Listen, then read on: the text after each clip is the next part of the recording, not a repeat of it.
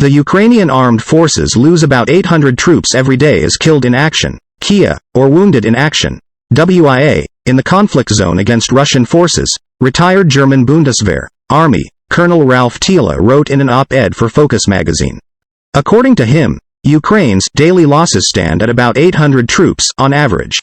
It means that over 20,000 new soldiers need to be recruited every month to replace those killed and wounded, Thiele noted.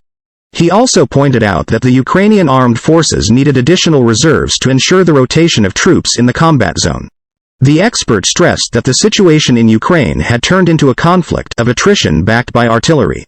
In this regard, he said that ammunition supplies were better organized in the Russian army.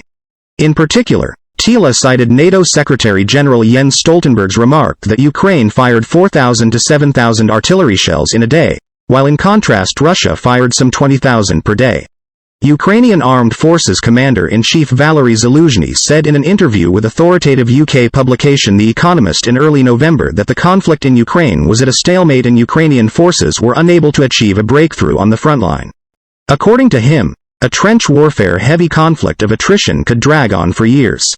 The Ukrainian army had been conducting unsuccessful offensive attempts from early June until recently. According to Russian Defense Minister Sergei Shoigu, Kiev lost more than 125,000 troops and over 16,000 pieces of equipment in 6 months. Russia has repeatedly emphasized that Kiev's offensive has failed, as Ukraine achieved no significant results. In recent weeks, the West and Kiev have repeatedly said that the counter-offensive was not successful enough. Meanwhile, the Kiev regime intends to call up those Ukrainian citizens who have fled abroad for service in the country's military, which has been hemorrhaging personnel at a rapid rate during its failed counter-offensive. We are still discussing what will happen if they do not voluntarily come to the draft centers, Ukrainian Defense Minister Rustem Umerov told Germany's Bild newspaper. We have in mind Ukrainians aged 25 to 60 who have moved to Germany and other countries. To begin with, the authorities will ask them to notify the Ukrainian army's mobilization centers of their whereabouts. Umerov vowed that in the future recruits would begin to be informed in advance about what kind of training they would get, how they will be armed, and where and when they will serve. He remarked that instituting fair rules for recruiting servicemen was important.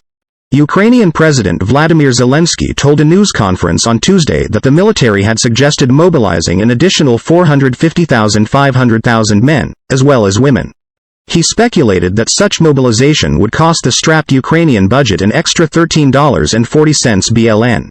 In February 2022, Ukraine announced a general mobilization and has repeatedly extended it since. The authorities have been doing everything possible to prevent men of conscription age from dodging the draft. In particular, potential conscripts are banned from traveling abroad. Conscription orders are issued at public administration offices on the streets and many other sites where large numbers of people congregate. Ukrainian media outlets report that many men literally avoid stepping outside their homes for months on end to avoid being forcibly mobilized by mobile conscription squads and sent to the war zone. Ukraine's aggressive mobilization campaign has already sparked numerous scandals. The media regularly publish stories of military mobilization officers using force against citizens when handing out conscription orders, or conscripting people unfit for service for health reasons, as well as many instances of lawmakers and civil servants abusing their authority to surreptitiously secrete their conscription-age sons to locations abroad, out of reach of Kiev's mobilization squads. On August 23, Zelensky said that the military had asked him to step up mobilization activities. That's all for now, and thanks for watching my video. Please don't forget to like, comment and share this video to reach more viewers. Finally, subscribe so you will not miss any time I post a new video.